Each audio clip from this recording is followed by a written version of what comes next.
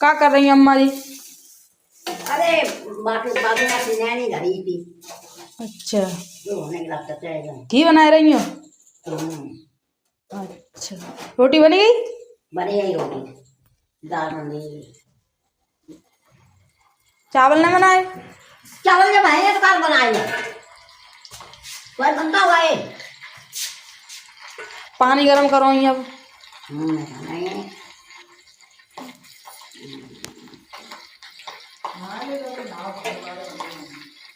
तो अब यार मैं मनाए रहे आप हमारे देखो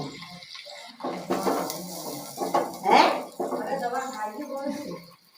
हाँ तो हम बैठा हनाए लिए हनाए लिए तो आज तो पूजा करो अम्मा। हाँ